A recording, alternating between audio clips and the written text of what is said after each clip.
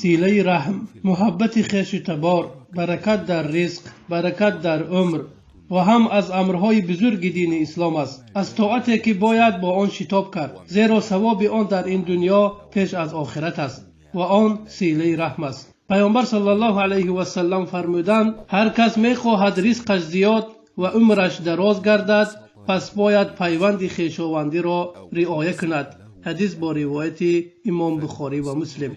سیله رحم با زیارت و احسان به خویش و تبار انجام می‌یابد و با قدر امکان به آنها خیر و فایده برساند و بدی و ضررها را از آنها دور گرداند. از خویش و تبار کسی بیمار گردید به عیادت آنها رود و به فقیرانشان چیزی از مال صدقه بدهد و در معرکه ها و خرسندی های آنها اشتراک بکند و در غم و اندوهشان شریک باشد. و اینچنین آن چیز بین مردم در این زمانه معروف و مشهور است: زنگ زدن به واسطه برنامه های شبکه های اجتماعی به نزدیکان و خویش و تبار خود و پیوندی خویش و تباری که آن به ما واجب است، آنها نزدیکترین شخصان و فرزندان آنها می باشند و مثل پدر و مادران، پدر کلان و مادر کلانان، پسران و دختران، فرزندان پسر و فرزندان دختر، برادران و خواهران، عمک‌ها و عمه‌ها،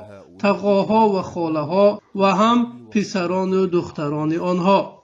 همه اینها به قدر نزدیک بودنشان حق پیوندی خویش و تباری دارند. بدانید که سیله رحم تنها مکافات و خیر و ثواب نیست، بلکه آن یک عبادت مستقل است. پس آن خویش و تباری که سیله رحم را قطع کرده است، تو به آن پیوند خویشاوندی را آغاز بکن. آن چیزی که دیگر خویش و تبار من کرده بودند تو عطا فرما.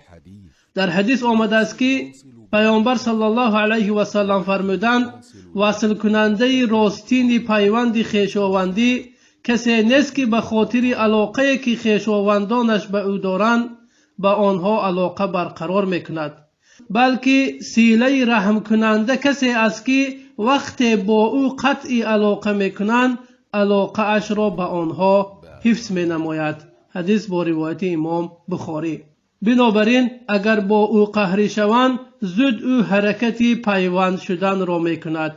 همچنانه که سیله رحم ثواب بزرگ دارد، قطع آن نیز عذاب بزرگ دارد. از جبیر ابن مطعم رضی الله عنه روایت است که پیامبر صلی الله علیه و سلم فرمودند: قطع کننده سیله رحم داخل بهشت نمی گردد. حدیث با روایت امام بخاری و مسلم.